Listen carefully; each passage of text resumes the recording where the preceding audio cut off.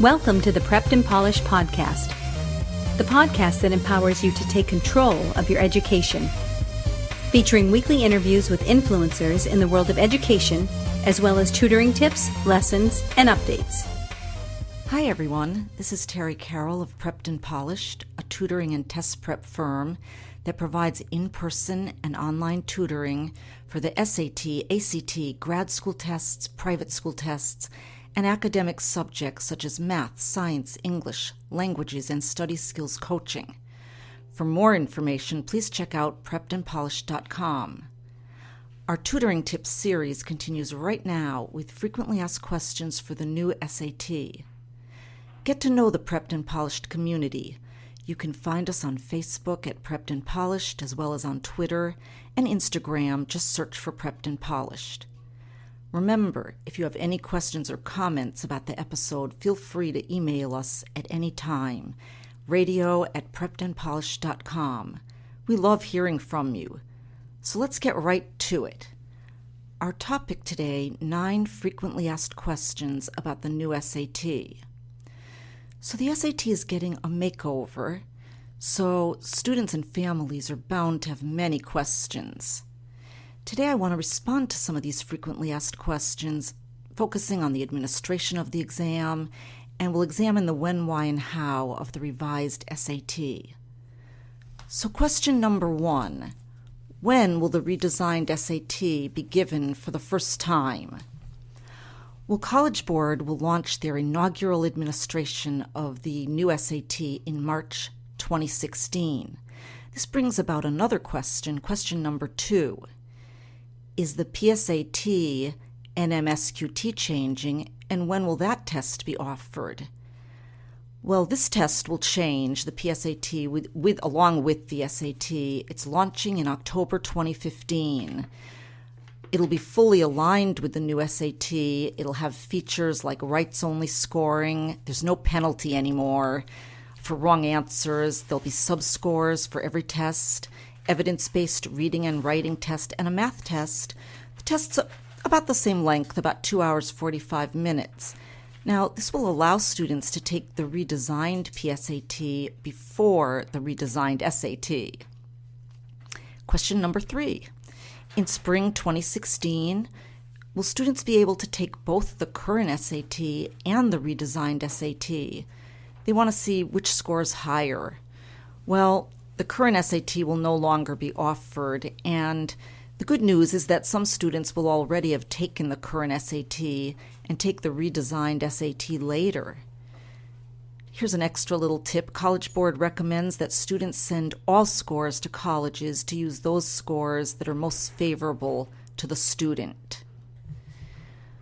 Well, here's a much asked question number 4. Why is College Board making changes to the current SAT?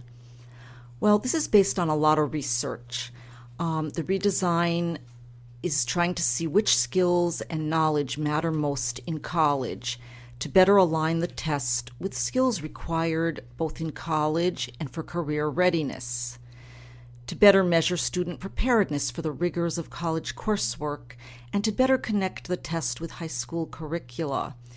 The College Board wants to reward productive use of classroom time and students focus on rigorous coursework in high school. Question number 5. How is the SAT changing? There's a lot of changes. Sections will be evidence-based reading and writing. That's one section. And math. And there'll be an optional essay. This new SAT is aiming for more real-world applications and analysis from students, as I said, on areas that matter most in college and career. The questions will be asking students to support their answers with evidence. Vocabulary will be words that students will frequently encounter both in college and career, and there'll be an essay prompt asking students to analyze a writer's argument. There'll be multi-step math problems requiring students to apply math to real-world contexts. There'll be a focus on fewer topics with a heavy emphasis on algebra. And the test will be administered by print and computer. Don't have full details on that, but those will definitely come out in the future. How will the SAT scores change? That's question number 6. Well, in a nutshell, the redesigned SAT will be scored on a 400 to 1600 point scale.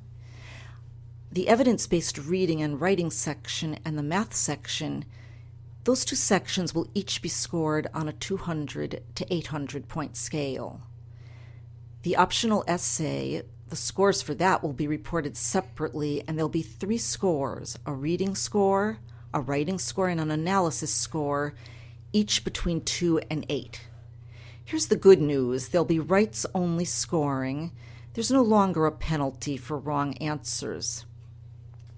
And there'll be an enriched score report, which will provide much more insight into students' strengths and areas for improvement. Question number 7. How will colleges compare the scores on the redesigned SAT to scores on the current SAT? Well, College Board has promised to provide colleges with a concordance, basically a chart that shows how the two sets of scores compare. It'll make parallels between the two scores.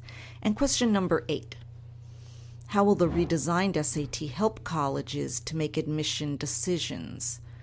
Well, SAT 2016 will give much more insight into an applicant's strengths through a much more detailed score report. And here is the question that is asked more than any other. Will the 2016 exam be harder or easier than the current SAT? There's no definitive answer to that. It really depends on the student. Some skills have been eliminated, like recognizing obscure vocabulary like perfidious in sentence completions. But then on the flip side, there's some new features that seem to make the exam a little more friendly, like an optional essay, fewer multiple choice questions, and no penalty for wrong answers. There definitely is an increased emphasis on critical thinking, problem solving, and data analysis.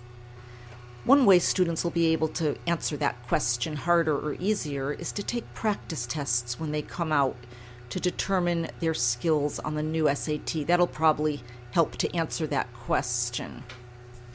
Well, this wraps up our show today on 9 frequently asked questions about the new SAT. Thank you for joining us on the Prepped and Polished podcast. Now go out there and take control of your education. You've been listening to the Prepped and Polished podcast. For more information, check out preppedandpolished.com. Also, you can follow us on Facebook and Twitter. Thanks for listening. Class dismissed.